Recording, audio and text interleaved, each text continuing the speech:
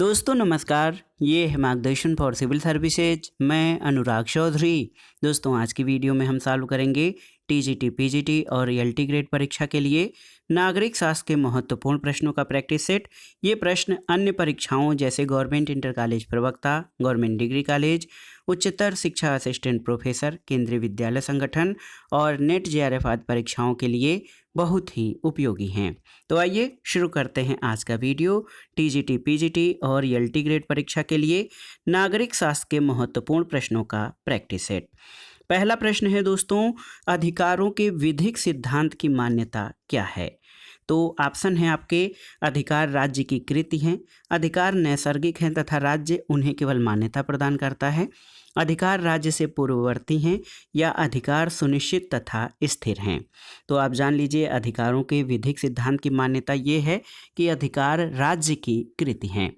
दोस्तों विधिक सिद्धांत ये मानता है कि अधिकार राज्य की देन है और जब तक राज्य किसी अधिकार को मान्यता नहीं देता तब तक उसे किसी अर्थ में अधिकार नहीं कहा जा सकता है। और आप जान लीजिए कानूनी अधिकारों का सिद्धांत प्राकृतिक अधिकार के सिद्धांत के विपरीत है। अगला प्रश्न है दोस्तों, स्वतंत्रता से मेरा अभिप्राय एक ऐसे वातावरण का चाव भरा अभिरक्षण है जिसमें सभी व्यक्तियों को अपनी सर्वश्रेष्ठ विशेषताओं को मुखरित करने का अवसर प्राप्त हो सके। एच.जे. लास्की निम्नलिखित में से कौन एक उपर्युक्त कथन में निहित विचार की अभिव्यक्ति करता है? तो आप जान लीजिए एच.जे. लास्की का ये कथन ये मानता है कि स्वतंत्रता मानव व्यक्तित्व के विकास के लिए आवश्यक परिस्थितियों का अनुरक्षण है। इसी आधार पर हेराल्ड जोसेफ लास्की कहते हैं कि स्वतंत्रता वह शक्ति है जिसके द्वारा व्यक्ति बिना किसी बाह्य बाधा के अपने जीवन के विकास के तरीके को चुनता है। यानी स्वतंत्रता से मेरा अभिप्राय एक ऐसे वातावरण का चाव भरा अभिरक्षण है जिसमें सभी व्यक्तियों को अपनी सर्वश्रेष्ठ विशेषताओं को मुखरित करने का अवसर प्राप्त हो सके। अगला प्रश्न है दोस्तों, मानव अधिकारों की दूसरी पीढ़ी में निम्नलिखित में से किस अधिकार को शामिल नहीं किया गया है? शिक्षा का अधिकार, स्वास्थ्य का अधिकार, उत्पीड़न और दासता से मुक्ति का अधिकार और आवास का अधिकार। तो सही उत्तर है उत्पीड़न और दासता से मुक्ति का अधिकार। दोस्तों मानव अधिकारों के ऐतिहासिक विकास को 3 श्रेणियों में विभाजित किया गया है। पहली श्रेणी के मानवाधिकार 17वीं और 18वीं शताब्दी के दौरान अस्तित्व में आए, जो अमेरिकी और फ्रांसीसी क्रांतियों से प्रभावित थे। इसमें राजनीतिक, कानूनी और नागरिक अधिकार शामिल थे। समानता, उत्पीड़न और दासता से मुक्ति, महिलाओं के लिए मतदान का अधिकार इत्यादि। जबकि शिक्षा, स्वास्थ्य और आवास का अधिकार दूसरी पीढ़ी के अधिकारों में शामिल हैं। तीसरी पीढ़ी के अधिकारों में अनेक अन्य अधिकार शामिल हैं। अगला प्रश्न है दोस्तों, अर्थशास्त्र का संबंध वस्तुओं से है जबकि राजनीति शास्त्र का लोगों से, एक का लेना कीमतों से है तो दूसरे का मूल्यों से। ये कथन किसका है? तो ये कथन आर्यन गिलक्रिस्ट का है। अगला प्रश्न है दोस्तों, राजनीति विज्ञान सामाजिक विज्ञान का वह भाग है जो राज्य के आधारभूत तत्वों तथा शासन के सिद्धांतों का विवेचन करता है। ये परिभाषा किसके द्वारा दी गई है? तो उत्तर है पाल जेनेट के द्वारा। पाल जेनेट कहते हैं दोस्तों कि राजनीति विज्ञान समाज विज्ञान का वह भाग है जो राज्य के आधारभूत तत्वों और शासन के सिद्धांतों का विवेचन करता है। अगला प्रश्न बहुत ही आसान सा है कि कौन राजनीति शास्त्र के जनक माने जाते हैं? तो फादर ऑफ पॉलिटिकल साइंस अरस्तु हैं। अरस्तु को राजनीति शास्त्र का जनक कहा जाता है। अरस्तु ने राजनीति शास्त्र को नीति शास्त्र से अलग करके उसे एक स्वतंत्र विषय का आकार प्रदान किया था। और दोस्तों आप जान लीजिए कि अरस्तु ने राजनीति विज्ञान को मास्टर साइंस यानी सर्वोच्च विज्ञान की संज्ञा दी है। अगला प्रश्न है, कैटलिन के अनुसार राजनीति विज्ञान का विषय क्षेत्र क्या है? तो उत्तर है शक्ति का अध्ययन। और कैटलिन राजनीति विज्ञान को शक्ति के अध्ययन के रूप में परिभाषित करते हैं। उन्होंने राजनीति विज्ञान को शक्ति का विज्ञान कहा है। और कैटलिन पहले ऐसे व्यक्ति थे जिन्होंने एक ऐसे व्यवस्थित सिद्धांत का प्रतिपादन किया जिसमें शक्ति को केंद्रीय स्थान पर रखा गया है। अगला प्रश्न है, किस आधार पर भारतीय संघीय व्यवस्था अमेरिकी संघीय व्यवस्था के समान है? ऑप्शन देखिए, केंद्र और राज्यों के बीच शक्तियों के वितरण की पद्धति, नए राज्यों के बनने की प्रक्रिया, न्यायपालिका की स्थिति या संघीय विधायिका के उच्च सदन में राज्यों का प्रतिनिधित्व। तो सही उत्तर है केंद्र और राज्य।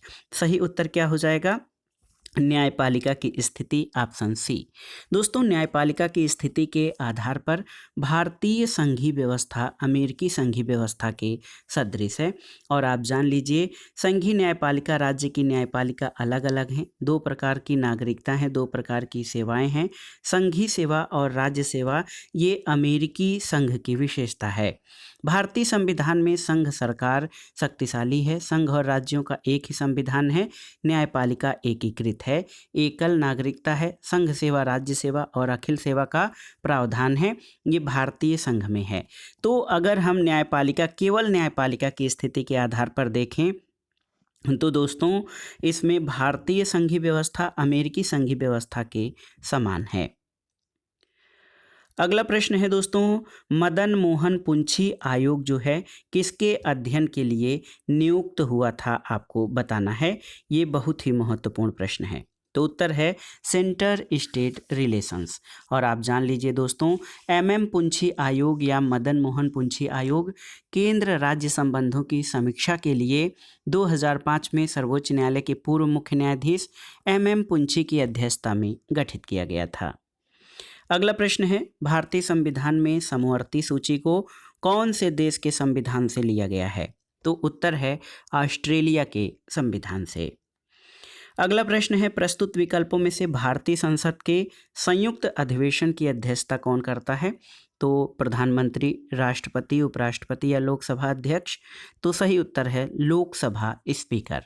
दोस्तों, भारतीय संविधान के अनुच्छेद 108 में संसद की संयुक्त बैठक का प्रावधान है और दोनों सदनों के बीच गतिरोध की स्थिति में संसद की संयुक्त बैठक बुलाई जाती है, जिसकी अध्यक्षता लोकसभा अध्यक्ष करता है। अगला प्रश्न है, निम्नलिखित में से कौन शुम्पीटर में लोकतंत्र के साथ अभिजात वर्गवाद को अनुकूल बनाने के लिए आवश्यक पूर्वापेक्षा नहीं है? राजनीतिज्ञों का चरित्र बल ऊंचा होना चाहिए, अपेक्षाकृत सीमित क्षेत्र में प्रतियोगिता का होना, सुप्रशिक्षित स्वतंत्र नौकरशाही की उपस्थिति और एक सुव्यवस्थित दलीय प्रणाली। तो याद रखिएगा दोस्तों, शुम्पीटर के अनुसार लोकतंत्र के साथ अभिजात वर्ग को अनुकूल बनाने के लिए एक सुव्यवस्थित दलीय प्रणाली पूर्वापेक्षा नहीं है। शुम्पीटर की रचना कैपिटलिज्म, सोशलिज्म एंड डेमोक्रेसी ये 1947 में प्रकाशित हुई। इसके अनुसार लोकतंत्र एक ऐसी संस्थात्मक व्यवस्था है जिसमें नेता लोगों के वोटों के लिए प्रतिस्पर्धा करते हैं। अगला प्रश्न है दोस्तों, निम्नांकित में से कौन सा एक मार्क्सवादी समाजवादी सिद्धांत का आधार है? तो इन विकल्पों में से आप देख सकते हैं, परिवर्तन की मूल सच्चाई पदार्थ है। ऑप्शन सी इस प्रश्न का सही उत्तर हो जाएगा, क्योंकि मार्क्सवादी ये विश्वास करते हैं कि परिवर्तन की मूल इकाई पदार्थ है और मार्क्स ने मनुष्य की गतिविधियों में उत्पादन को सबसे महत्वपूर्ण माना है। समाज मूलतः मनुष्य की भौतिक आवश्यकताओं की पूर्ति के प्रयास का परिणाम है। अगला प्रश्न आसान सा है, निम्नलिखित में से कौन आदर्शवादी विचारक है? मिल, बेंथम, लास्की या फिर हीगल? तो सही उत्तर है आदर्शवादी विचारक हीगल है। बहुत ही महत्वपूर्ण प्रश्न है। हीगल 19वीं शताब्दी का आदर्शवादी जर्मन विचारक था। आदर्शवाद के अंतर्गत ये विश्वास किया जाता है कि इस जगत में जिन भी वस्तुओं का अस्तित्व है वे भौतिक वस्तुएं नहीं बल्कि केवल मानसिक वस्तुएं यानी प्रत्यय या विचार तत्व हैं। आदर्शवाद के प्रारंभिक संकेत प्राचीन यूनानी दार्शनिक प्लेटो के चिंतन में ढूंढे जा सकते हैं। अगला प्रश्न कथन और कारण से संबंधित है। कथन है 1946 में मुस्लिम लीग ने अपनी पाकिस्तान की मांग का त्याग कर दिया था। कारण है कि 1946 में बनी अंतरिम सरकार में मुस्लिम लीग शामिल हुई थी। तो यहाँ पर देखिए दोस्तों, 1946 में मुस्लिम लीग ने पाकिस्तान की मांग का त्याग कर दिया था, ये सही नहीं है। तो ए गलत है लेकिन आर सही है। ऑप्शन डी सही उत्तर हो जाएगा। दोस्तों, आप जान लीजिए कि लॉर्ड बेवेल अंतरिम सरकार के संगठन के आमंत्रण 12 अगस्त 1946 को पंडित जवाहरलाल नेहरू के पास भेजा गया। लीग ने इसमें शामिल होने से पहले ही मना कर दिया था। बेवेल और नेहरू ने अंतरिम सरकार में शामिल होने के लिए मुस्लिम लीग को मनाया, लेकिन जिन्ना इसके लिए बिल्कुल तैयार नहीं थे। मुस्लिम लीग वायसराय बेवेल के प्रयासों से अंततः अंतरिम सरकार में शामिल हुई। लीग के सदस्य अंतरिम सरकार में मुस्लिम तथा अन्य संप्रदायों के हितों को कांग्रेस की दया पर न छोड़ने के लिए अंतरिम सरकार में शामिल हुए थे, लेकिन उन्होंने पाकिस्तान की मांग का त्याग नहीं किया था। अगला प्रश्न है, भारत के लिए निम्नलिखित में से कम्युनल अवार्ड या सांप्रदायिक पंचायत की घोषणा किसने की थी? तो उत्तर है रैमजे मैकडोनाल्ड। दोस्तों, कम्युनल अवार्ड की घोषणा 16 अगस्त 1932 को ब्रिटेन के तत्कालीन प्रधानमंत्री रैमजे मैकडोनाल्ड ने की थी, जिसमें मुसलमानों, दलितों, सिखों, ईसाइयों, आंग्ल भारतीयों और महिलाओं के लिए पृथक निर्वाचन की व्यवस्था की गई थी। अगला प्रश्न है, नीचे 2 वाक्य दिए गए हैं, कथन और कारण। कथन है कि जाति व्यवस्था प्रारंभिक समाज का सार थी, बंद व्यवस्था जहां व्यक्ति पीढ़ी दर पीढ़ी एक ही तरह का कार्य करते थे और लगभग एक ही तरह से जीते थे। कारण है कि जाति प्रणाली अपने सामाजिक संरचना तथा मानकीय धार्मिक व्यवहार की विशेषताएं समाविष्ट करती है और हिंदू जाति समाज में रह रहे व्यक्तियों के व्यक्तिगत जीवन के बारे में काफ़ी व्यापक विचार प्रदान करता है। तो इसमें आप देख लीजिए दोस्तों, ए और आर दोनों सही हैं और आर ए की सही व्याख्या नहीं करता है। अगला प्रश्न है कि किसने इस विचार को अस्वीकार किया कि जाति की स्थिति दैवीय प्रतिफल या दंड का परिणाम था? बिपिन चंद्र पाल, एम.ए. जिन्ना, जवाहरलाल नेहरू या एम.के. गांधी? तो सही उत्तर है एम.के. गांधी ने। दोस्तों, महात्मा गांधी ने इस विचार को अस्वीकार किया कि जाति की स्थिति दैवी प्रतिफल या दंड का परिणाम था। इसी के प्रतिकार स्वरूप गांधी जी ने दलितों को हरिजन की संज्ञा दी थी। अगला प्रश्न है दोस्तों, शोषण के विरुद्ध अधिकार से संबंधित अनुच्छेद कौन सा है? तो अनुच्छेद 23-24। और दोस्तों, अनुच्छेद 23 मानव के व्यापार और बंधुआ मजदूरी का निषेध करता है और अनुच्छेद 24 14 वर्ष से कम आयु के बच्चों को उद्योगों, खानों और जोखिम भरे कार्यों में लगाने का निषेध करता है। अगला प्रश्न है दोस्तों, चुनाव प्रक्रिया और दल व्यवस्था के बीच संबंध स्थापित करने वाली अवधारणा को क्या कहते हैं? मोस्का की अवधारणा, मिचेल्स की अवधारणा, वेबर या डुवर्जर की अवधारणा? तो सही उत्तर है डुवर्जर। दोस्तों, डुवर्जर ने दल पद्धतियों और निर्वाचन प्रणालियों में घनिष्ठ संबंध माना है और इसके अनुसार निर्वाचन प्रणालियों का दल पद्धतियों के क्रमिक विकास में नियामक प्रभाव रहता है और सामान्य बहुमत प्रणाली दलों में स्वाभाविक दोहरापन लाने का काम करती है। और इस प्रणाली में एक सदस्य निर्वाचन क्षेत्र होता है और प्रत्येक मतदाता को एक मत देने का अधिकार होता है। अगला प्रश्न बहुत ही महत्वपूर्ण है, निम्नलिखित के अस्तित्व में आने का कालानुक्रमिक क्रम क्या है? यहाँ पर देखिए, स्वतंत्र पार्टी की स्थापना 1936 में हुई थी। मुस्लिम लीग आप जानते हैं 1906 में इसका गठन हुआ था। भारतीय जनता पार्टी की स्थापना 1980 में और भारतीय साम्यवादी पार्टी 1925 में। तो सबसे पहले 2, फिर 4, 1, 3, 2, 4, 1, 3 ऑप्शन सी इस प्रश्न का सही उत्तर है। फिर से जान लीजिए, मुस्लिम लीग की स्थापना 1906 में, भारतीय साम्यवादी पार्टी 1925 में, स्वतंत्र पार्टी 1936 में और भारतीय जनता पार्टी 1980 में स्थापित हुई थी। अगला प्रश्न है, भारत की साम्यवादी पार्टी मार्क्सवादी CPIM कब स्थापित हुई थी? तो उत्तर है भारत की साम्यवादी पार्टी मार्क्सवादी 1964 में स्थापित हुई थी। ऑप्शन ए आपका सही उत्तर है। अगला प्रश्न है, निम्नलिखित में से किसने निर्वाचन कानून को इस वाक्य से परिभाषित किया है कि बहुसंख्यक यानी बहुलता एक मत पत्र प्रणाली है जो पार्टी द्वैधता की ओर प्रवृत्त होती है? तो ये ड्यूवर्गर्स लॉ का जो है दोस्तों ये कथन है। अगला प्रश्न बहुत ही महत्वपूर्ण है, वर्धा योजना में किस सिद्धांत को स्वीकार किया गया था? कार्यवाही, हस्त उत्पादक कार्य, द्वैध शासन या शिक्षा? तो सही उत्तर है दोस्तों हस्त उत्पादक कार्य। और महात्मा गांधी के विचारों पर आधारित वर्धा योजना में हस्त कार्य के सिद्धांत को स्वीकार किया गया था। अगला प्रश्न है, किसके अनुसार भारतीय संविधान का लक्ष्य अखंड जाल में अंतर्गुम्फित 3 विशिष्ट तत्वों के रूप में राष्ट्रीय एकता, लोकतंत्र और सामाजिक क्रांति के लक्ष्य त्रयी को प्राप्त करना है? Morris Jones, Rajni Kothari, Granville Austin या सुनील खिलनानी? तो सही उत्तर है ऑप्शन सी, ग्रेनविल ऑस्टिन। दोस्तों, ऑस्टिन के अनुसार भारतीय संविधान का लक्ष्य अखंड जाल में 3 विशिष्ट तत्वों के रूप में राष्ट्रीय एकता, लोकतंत्र और सामाजिक क्रांति के 3 लक्ष्यों को प्राप्त करना है। और ऑस्टिन ने भारतीय संविधान पर व्यापक शोध कार्य किया है और इस संबंध में the constitution of India, corner stone of a nation 1968 उनकी प्रसिद्ध रचना है। अगला प्रश्न है, भारतीय संविधान में कितनी अनुसूचियां हैं या शेड्यूल? तो सही उत्तर है 12 अनुसूचियां। ऑप्शन डी आपका सही उत्तर है। आप जान लीजिए, मूल संविधान में कुल 8 अनुसूचियां थीं।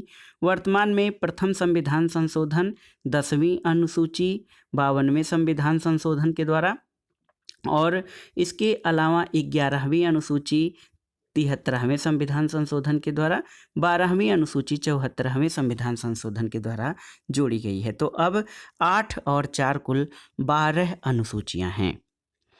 अगला प्रश्न है दोस्तों, भारतीय संविधान की उद्देशिका के संबंध में निम्नलिखित में से कौन से 2 कथन सही हैं? देखिए, न्याय, सामाजिक, आर्थिक और राजनीतिक न्याय, विचार, अभिव्यक्ति, विश्वास, आस्था और पूजा की स्वतंत्रता, हैसियत, चरित्र और अवसरों की समानता, व्यक्ति की प्रतिष्ठा और सम्मान का आश्वासन देते हुए भाईचारा। तो सही क्या है? 1 और 2। ऑप्शन डी आपका सही उत्तर है। दोस्तों, भारतीय संविधान के द्वारा सामाजिक, आर्थिक और राजनीतिक न्याय की बात की गई है। इसके अलावा विचार, अभिव्यक्ति, विश्वास, धर्म और उपासना की स्वतंत्रता, ये दोनों ही कथन आपके सही हैं। अगला प्रश्न है कि हमारे संविधान में प्रीवी पर्सेज और देसी राज्यों के विशेषाधिकारों का उन्मूलन किस संविधान संशोधन के द्वारा किया गया? तो उत्तर है 26वां संविधान संशोधन। दोस्तों, हमारे संविधान में प्रीवी पर्सेज और देसी राज्यों के शासकों के विशेषाधिकारों का उन्मूलन करने के लिए 26वां संविधान संशोधन अधिनियम 1971 पारित किया गया था, और इसके द्वारा अनुच्छेद 291 और 362 को समाप्त किया गया, जबकि अनुच्छेद 363 क को जोड़ा गया था। अगला प्रश्न आसान सा प्रश्न है कि सर्वोच्च न्यायालय ने किस वाद में ये निर्णय दिया कि संसद भारतीय संविधान के मौलिक स्वरूप को संशोधित नहीं कर सकती, फंडामेंटल स्ट्रक्चर? तो ये केशवानंद भारती बनाम केरल राज्यवाद 1973। दोस्तों, सर्वोच्च न्यायालय ने केशवानंद भारती बनाम केरल राज्यवाद में ये निर्णय किया कि संसद भारतीय संविधान के मौलिक स्वरूप को या मौलिक ढांचे का संशोधन नहीं कर सकती है। अगला प्रश्न है, भारतीय संविधान की समवर्ती सूची में क्या शामिल नहीं है? जनसंख्या नियंत्रण और परिवार नियोजन, आर्थिक और सामाजिक योजना, लोक व्यवस्था, विवाह और विच्छेद। तो याद रखिएगा, लोक व्यवस्था जो है ये समवर्ती सूची में शामिल नहीं है। और आप जान लीजिए कि लोक व्यवस्था राज्य सूची का विषय है और अन्य तीनों विकल्प समवर्ती सूची के अंतर्गत आते हैं। आप जानते हैं भारतीय संविधान में 3 सूचियों का उल्लेख है, संघ सूची, राज्य सूची और समवर्ती सूची। अगला प्रश्न है दोस्तों, संविधान के किस अनुच्छेद के तहत ये उपबंधित है कि निर्वाचक नामावली धर्म, मूल वंश, जाति या लिंग के आधार पर तैयार नहीं की जाएगी? देखिए, अनुच्छेद 17, अनुच्छेद 29, अनुच्छेद 325 या अनुच्छेद 326। तो सही उत्तर अनुच्छेद 325। भारतीय संविधान के अनुच्छेद 325 में ये उपबंध है कि संसद के प्रत्येक सदन या किसी राज्य विधानमंडल के निर्वाचन के लिए और प्रत्येक प्रादेशिक निर्वाचन क्षेत्र के लिए एक साधारण निर्वाचक नामावली होगी, जिसमें धर्म, जाति, मूल वंश, लिंग या इनमें से किसी आधार पर कोई व्यक्ति अयोग्य नहीं होगा। अगला प्रश्न है दोस्तों, बहुत ही महत्वपूर्ण प्रश्न है कि भारतीय संविधान के किस संशोधन द्वारा आंतरिक अशांति पद के स्थान पर सशस्त्र विद्रोह पद का प्रयोग किया गया? तो ये संविधान संशोधन था 44वां संविधान संशोधन। दोस्तों, 44वां संविधान संशोधन 1978 जनता पार्टी की सरकार में पारित हुआ और इसके द्वारा अनुच्छेद 352 में वर्णित आंतरिक अशांति शब्द को हटाकर सशस्त्र विद्रोह शब्द स्थापित किया गया था। अगला प्रश्न है दोस्तों, बहुत ही महत्वपूर्ण प्रश्न है, आप जान लीजिए कि लोकतंत्र में बहुमत की तानाशाही, लोकतंत्र में बहुमत की तानाशाही अवधारणा किसने अग्रसारित की है? ग्रीन, मिल, थॉमस पेन या डी टाकविले? तो आप जान लीजिए दोस्तों, जे.एस. मिल बहुमत की निरंकुशता को प्रजातंत्र के लिए सबसे अधिक खतरनाक मानता है। वो कहता है कि बहुसंख्यक निर्वाचन में विजयी होकर मदांध हो जाते हैं, वे एक निरंकुश की भांति अपनी शक्तियों का प्रयोग करते हैं। अगला प्रश्न है, संवैधानिक शासन का अर्थ क्या है, आपको बताना है। संविधान के प्रावधानों के अनुरूप शासन, विधि का शासन, नागरिक अधिकार और सीमित शासन। तो आप जान लीजिए संवैधानिक शासन का अर्थ ये समस्त चारों हो जाएगा, 1 2 3 4, क्योंकि आप जान लीजिए कॉन्स्टिट्यूशनलिज्म या संविधानवाद आधुनिक अवधारणा है जो ये विचार करती है कि राजनीतिक व्यवस्था नियमों और विनियमों द्वारा संचालित होती है और ये व्यक्तियों की इच्छा का नहीं बल्कि कानून की सर्वोच्चता का प्रतीक होती है। अगला प्रश्न है दोस्तों, संसदीय शासन का मूल सिद्धांत क्या है? तो संसदात्मक शासन व्यवस्था को उत्तरदायी शासन व्यवस्था भी कहा जाता है और इसमें व्यवस्थापिका तथा कार्यपालिका के मध्य संबंध और एकीकरण पाया जाता है। तो याद रखिएगा ऑप्शन ए आपका सही उत्तर हो जाएगा। संसदीय शासन व्यवस्था में व्यवस्थापिका और कार्यपालिका एक दूसरे से संबंधित होती हैं। अगला प्रश्न है, गुटतंत्र का लौह नियम यानी आयरन लॉ ऑफ ओलिगार्की। तो याद रखिएगा आयरन लॉ ऑफ ओलिगार्की ये रॉबर्ट मिचेल्स के द्वारा प्रतिपादित अवधारणा है और ये कहता है कि दोस्तों रॉबर्ट मिचेल्स कहता है कि संगठन में जो एक अल्पतंत्र होता है वही शासन का कार्य करता है। अगला प्रश्न है दोस्तों, किसने ये परिभाषा दी है कि राजनीतिक दल लोगों का एक समूह है जो ऐसे सिद्धांत पर सहमत हो जिसके द्वारा राष्ट्रीय हित की पूर्ति की जा सके? मैकाइवर, गार्नर, गैटल या एडमंड बर्क? तो सही उत्तर है ऑप्शन डी एडमंड बर्क। दोस्तों आप जान लीजिए बहुत ही महत्वपूर्ण तथ्य है आपके लिए, एडमंड बर्क ने सबसे पहले राजनीतिक दल की परिभाषा दी और उसने कहा कि राजनीतिक दल एक सिद्धांत पर सहमत लोगों का समूह है जिसका उद्देश्य राष्ट्रीय हितों को प्राप्त करना है। अगला प्रश्न है, इनमें से कौन सा कार्य राजनीतिक दलों का नहीं है, आपको बताना है। सामाजिकरण और भर्ती, नियम अधिनियमन, हितों का समूहन और हितों की अभिव्यक्ति। तो आप जान लीजिए दोस्तों राजनीतिक दल जो होते हैं ये नियम और जो है सामाजिकरण और भर्ती, हितों का समूहन, हितों का अभिव्यक्तिकरण, ये सभी कार्य करते हैं।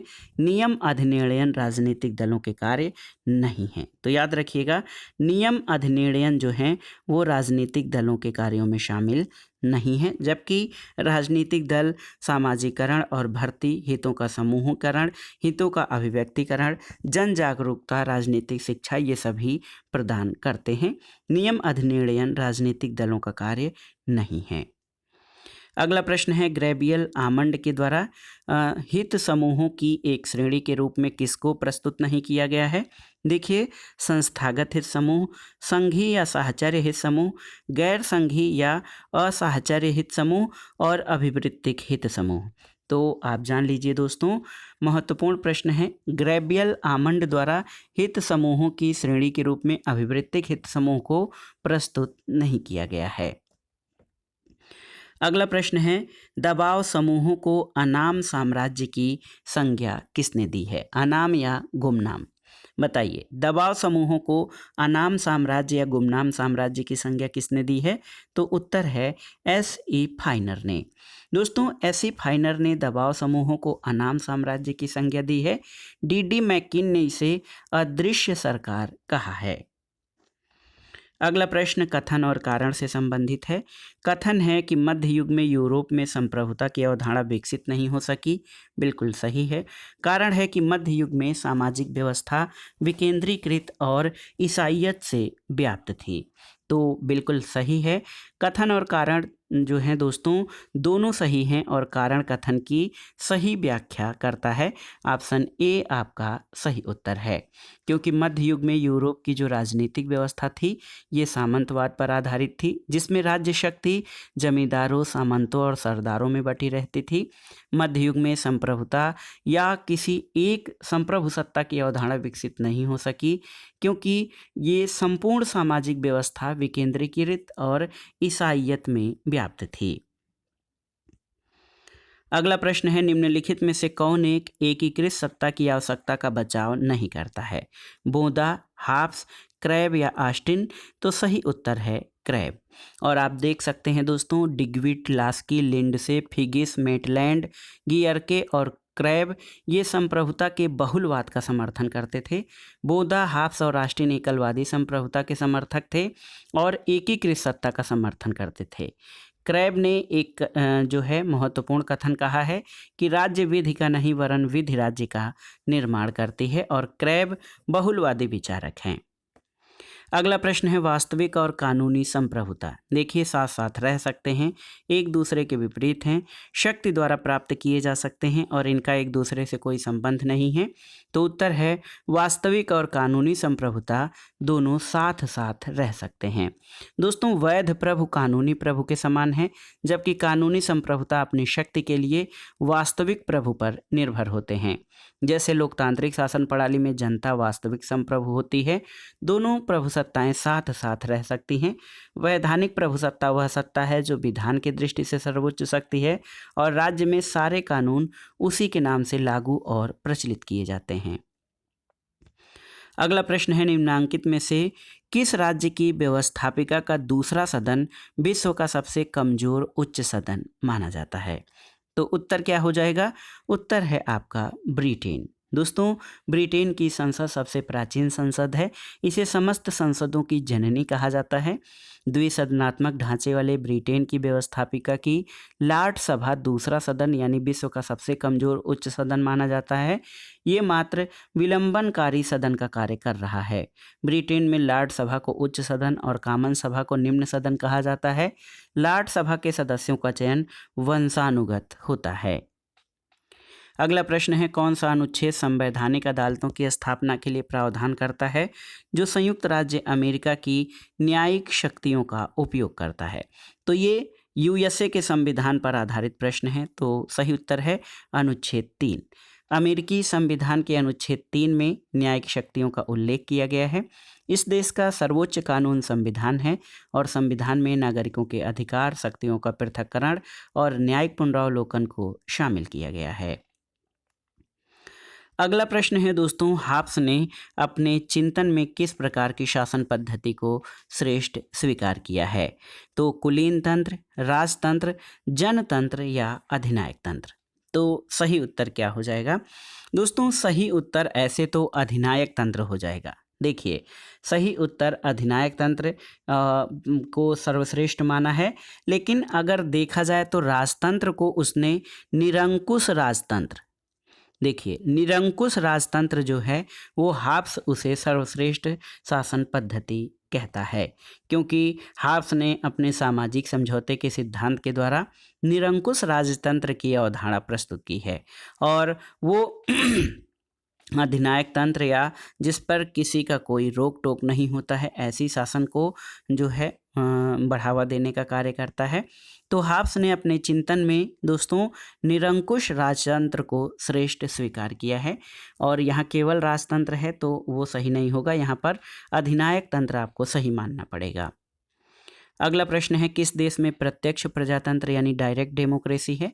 तो आप जानते हैं कि स्विट्जरलैंड के कुछ कैंटनों में प्रत्यक्ष लोकतंत्र है, यानी जनता प्रत्यक्ष रूप से शासन से संबद्ध रहती है। ये व्यवस्था स्विट्जरलैंड में लागू है। अगला प्रश्न है, राजनीति शास्त्र को इससे बहुत लाभ होगा यदि संप्रभुता के सिद्धांत को तिलांजलि दे दी जाए। ये कथन किसका है? बार्कर, रूसो, लास्की या फिर ग्रीन? तो सही उत्तर क्या है? H.J. लास्की। दोस्तों, ये कथन लास्की का है। लास्की ने कहा है यदि संप्रभुता संबंधित सिद्धांत को राजनीति विज्ञान से निकाल दिया जाए तो इससे अस्थायी लाभ होगा। अगला प्रश्न, निम्नलिखित में से कौन संप्रभुता के बहुलवादी सिद्धांत का समर्थक नहीं है, यानी कौन संप्रभुता के एकलवादी सिद्धांत का समर्थक होगा। तो यहाँ पर उत्तर बोंदा हो जाएगा, क्योंकि कोल, मेटलैंड और लिंड से ये संप्रभुता के बहुलवादी सिद्धांत के समर्थक हैं, बोंदा नहीं है। अगला प्रश्न है, संप्रभुता पर ऑस्टिन के त्रुटिपूर्ण कथन को पहचानिए। देखिए, पहला है कि प्रभुसत्ताधारी सहित होने पर ही कोई समाज राजनीतिक और स्वतंत्र होता है। बिल्कुल सही है। ऑस्टिन के अनुसार कोई अमूर्त धारणा प्रभुसत्ताधारी नहीं हो सकती है। बिल्कुल सही है। कानून उच्चाधिकारी द्वारा अधीनस्थ को दिया गया आदेश है। बिल्कुल सही है। तथ्य सम्मत और विधि सम्मत संप्रभुता में भेद होता है, तो ये आपका सही नहीं है, क्योंकि ऑस्टिन ने तथ्य सम्मत और विधि सम्मत संप्रभुता में भेद नहीं किया है। ऑस्टिन ने कानूनी संप्रभुता का समर्थन किया है। ऑस्टिन के अनुसार कानून उच्च अधिकारी द्वारा अधीनस्थ को दिया गया आदेश है, उसके लिए तथ्य सम्मत और विधि सम्मत संप्रभुता एक ही है। अगला प्रश्न है दोस्तों, देखिए, निम्नलिखित परिच्छेद पर विचार कीजिए। मात्र वे कार्य जिन्हें इसे यानी राज्य को करना चाहिए अथवा करने से मना करना चाहिए वे है जिन्हें किया जाए अथवा न किया जाए तो ये किसी भी उद्देश्य से समाज के नैतिक साध्य हेतु आवश्यक हैं। राजनैतिक दायित्व के सिद्धांत पर टी.एच. ग्रीन की व्याख्यान। इस परिच्छेद में टी.एच. ग्रीन का विचार क्या है? तो देखिए, राज्य को केवल नैतिक कार्य करने चाहिए। नैतिकता राज्य का साध्य है। राज्य को मात्र वे कार्य करने चाहिए जो समाज के अच्छे जीवन के लिए अपरिहार्य हैं और राज्य को नैतिक कार्य नहीं करने चाहिए। तो सही उत्तर ऑप्शन सी हो जाएगा। दोस्तों, टी.एच. ग्रीन के अनुसार राज्य को मात्र वे कार्य करने चाहिए जो समाज के अच्छे जीवन के लिए अपरिहार्य हैं। ग्रीन का मानना था कि राज्य का उद्देश्य व्यक्ति का नैतिक विकास है, अतः इसी उद्देश्य से उसके कार्य प्रेरित होने चाहिए। और ग्रीन कहता है कि राज्य का कार्य मनुष्य का नैतिक उत्थान करके उसे अच्छे जीवन व्यतीत करने योग्य बनाना है और राज्य को वे ही कार्य करने चाहिए जो इस उद्देश्य की पूर्ति में सहायता कर सकें। अगला प्रश्न है कि कल्याणकारी राज्य का उद्देश्य क्या है? राजनीतिक सुरक्षा, सामाजिक सुरक्षा, आर्थिक सुरक्षा की व्यवस्था या ये सभी? तो सही उत्तर ऑप्शन डी, ये सभी कल्याणकारी राज्य के उद्देश्य हैं। अगला प्रश्न है, ग्रामसी के अनुसार राज्य एक वर्ग द्वारा दूसरे वर्ग पर आधिपत्य के कारण अस्तित्व में आया है। आधिपत्य का सबसे महत्वपूर्ण पक्ष क्या है? ऑप्शन देखिए, शासक वर्ग का बौद्धिक और नैतिक नेतृत्व, शारीरिक प्रभुत्व, उत्पादन के ढंग या सर्वहारा की संख्यात्मक शक्ति। तो सही उत्तर है, ग्रामसी के अनुसार आधिपत्य का सबसे महत्वपूर्ण पक्ष शासक वर्ग का बौद्धिक और नैतिक नेतृत्व है। ग्रामसी कहता है कि राज्य द्वारा एक वर्ग का दूसरे वर्ग पर आधिपत्य का कारण केवल आर्थिक और सैन्य शक्ति नहीं बल्कि शासक वर्ग का बौद्धिक और नैतिक नेतृत्व है। साम्यवादी आंदोलन की एक मूल रणनीति पूंजीवादी राज्य को छिन्न भिन्न करने तक सीमित नहीं रहनी चाहिए बल्कि उसे मूल्यों और मान्यताओं के क्षेत्र में बुर्जुआ आधिपत्य को समाप्त करने में भी उतनी ही निष्ठा दिखानी चाहिए। अगला प्रश्न बहुत ही महत्वपूर्ण कथन है। किसका कथन है? कि जब राज्य होगा तो स्वतंत्रता नहीं हो सकती, जब स्वतंत्रता होगी तो राज्य अस्तित्व में नहीं रहेगा। देखिए, बेंथम, मिल, मार्क्स या लेनिन? तो सही उत्तर लेनिन। दोस्तों, लेनिन ने कहा था कि जब तक राज्य बना रहता है तब तक स्वतंत्रता का अस्तित्व नहीं रहेगा और जहां स्वतंत्रता विद्यमान रहती है वहां राज्य का अस्तित्व नहीं रहेगा। तो बिल्कुल सही, ये V.I. लेनिन का कथन है। लेनिन ने कहा है कि संक्रमण काल में राज्य बना रहेगा, लेकिन वास्तव में जब सर्वहारा के अधिनायकवाद को एक प्रकार का राज्य होने की मान्यता मिल जाएगी तब स्वतंत्रता नहीं होगी और यदि स्वतंत्रता का अस्तित्व होगा तब कोई राज्य नहीं होगा। अगला प्रश्न कथन और कारण से संबंधित है। कथन है कि राज्य को न तो प्रभु के हाथों का कार्य है, न सर्वोच्च भौतिक शक्तियों का परिणाम, न ही संकल्प या रूढ़ की उत्पत्ति है, न ही परिवार का मात्र विस्तार। कारण है कि राज्य प्राकृतिक विकास की संस्था है। तो बिल्कुल सही उत्तर है दोस्तों ए और आर यानी कथन और कारण दोनों सही हैं और कारण कथन की सही व्याख्या करता है। राज्य का सबसे अधिक मान्य सिद्धांत ये है कि राज्य प्राकृतिक विकास की संस्था है और इसका सने सने विकास हुआ है। अगला प्रश्न है, निम्न में से किसके पास राज्य का सिद्धांत नहीं है? देखिए, फेबियन समाजवाद, श्रेणी समाजवाद, श्रम संघवाद या अराजकतावाद। तो सही उत्तर एनार्किज्म या अराजकतावाद। दोस्तों, अराजकतावादी किसी प्रकार की सत्ता नहीं चाहते जिससे कि मानव की पूर्ण स्वतंत्रता सुनिश्चित हो सके, अतः अराजकतावाद राज्य का विरोधी है। अराजकतावाद दोस्तों, ये एनार्किज्म शब्द जो है इसके लिए इंग्लिश में प्रयोग होता है। इसका उत्पत्ति ग्रीक शब्द एनार्किया से हुआ है, जिसका अर्थ होता है शासन का न होना। अगला प्रश्न, प्रश्न संख्या 57, राज्य एक निश्चित क्षेत्र के अंदर विधि के लिए संगठित जनता है, ये कथन किसका है? तो राज्य की ये परिभाषा वुड्रो विल्सन के द्वारा दी गई है। वुड्रो विल्सन कहते हैं कि राज्य किसी निश्चित प्रदेश में कानून के लिए संगठित जनता है। ब्लंटशली के अनुसार राज्य किसी निश्चित प्रदेश के राजनीतिक दृष्टि से संगठित जनता है। अरस्तु कहते हैं कि राज्य संपूर्ण और आत्मनिर्भर जीवन का अर्थ स्पष्ट करने के लिए परिवारों और गांवों का समूह है। अगला प्रश्न है दोस्तों, देखिए, जो राज्य पड़ोसी राज्यों को बिना अपने में मिलाए उन्हें अपने अधिकार और वश में रखते हैं, वे कौन से राज्य हैं? औपनिवेशिक सत्ता, गैरिसन राज्य, डोमिनियन राज्य या अधिकार राज्य। तो सही उत्तर अधिकार राज्य। अगला प्रश्न है, फ्रांसिस फुकुयामा के अनुसार, देखिए, पश्चिमी उदारवाद की निर्णायक विजय हो गई है, आतंकवाद की निर्णायक विजय होगी, उदारवाद प्रति आतंकवाद में परिवर्तित हो जाएगा या उपर्युक्त में से कोई नहीं। तो सही उत्तर है फ्रांसिस फुकुयामा के अनुसार पश्चिमी उदारवाद की निर्णायक जीत हुई है। और आप जान लीजिए कि साम्यवाद के पतन के बाद वो मानता है कि उदारवाद की विजय हुई है और इतिहास का अंत हो गया है। अगला प्रश्न है, कौन अहस्तक्षेप की नीति में विश्वास करता है? आदर्शवाद, समाजवाद, सर्वाधिकारवाद या व्यक्तिवाद। तो सही उत्तर है व्यक्तिवाद। दोस्तों देखिए, व्यक्तिवाद अहस्तक्षेप की नीति से संबंधित है। व्यक्तिवाद एक नैतिक, राजनैतिक और सामाजिक दर्शन है जो व्यक्ति की पूर्ण स्वतंत्रता और व्यक्तिगत आत्मनिर्भरता पर बल देता है। वो कहता है कि व्यक्ति के कार्यों में राज्य को बिल्कुल भी हस्तक्षेप नहीं करना चाहिए। अगला प्रश्न है, उत्तर व्यवहारवादी यानी पोस्ट बिहेवियरलिस्ट रिवोल्यूशन प्रारंभ करने के लिए व्यवहारवाद पे सबसे पहले आक्रमण किसके द्वारा किया गया? Christian Bay, James Charlesworth, David Easton या रॉबर्ट डेहेल। तो सही उत्तर है डेविड ईस्टन। दोस्तों आप जान लीजिए, उत्तर व्यवहारवादी क्रांति का प्रारंभ करने के लिए सबसे पहले 1960 के दशक में डेविड ईस्टन ने व्यवहारवाद पर आक्रमण किया। लेकिन आपको ये भी जानना जरूरी है कि व्यवहारवादी क्रांति के प्रारंभ में भी ईस्टन की महत्वपूर्ण भूमिका रही है। अगला प्रश्न है, व्यवहारवाद किसके व्यवहार पर ध्यान केंद्रित करता है? नागरिक, राजनीतिक वर्ग, नौकरशाही या ये सभी? तो सही उत्तर ये सभी। दोस्तों व्यवहारवाद की शुरुआत 20वीं सदी के पहले दशक में जेबी वाटसन के द्वारा हुई थी और व्यवहारवाद एक ऐसी अवधारणा है जो नागरिक, राजनीतिक वर्ग और नौकरशाही सभी पर ध्यान केंद्रित करता है। तो दोस्तों ये था आज का video. TGT, PGT, LT grade, government inter college प्रवक्ता, गवर्नमेंट डिग्री कॉलेज, उच्चतर शिक्षा असिस्टेंट प्रोफेसर, केंद्रीय विद्यालय संगठन और नेट जेआरएफ आदि परीक्षाओं के नागरिक शास्त्र अथवा राजनीति विज्ञान विषय से आयोजित होने वाली विभिन्न परीक्षाओं के महत्वपूर्ण प्रश्नों का प्रैक्टिस सेट जो आपके आगामी विभिन्न परीक्षाओं के लिए बहुत ही उपयोगी है। आप इन प्रश्नों को तैयार कर लीजिएगा।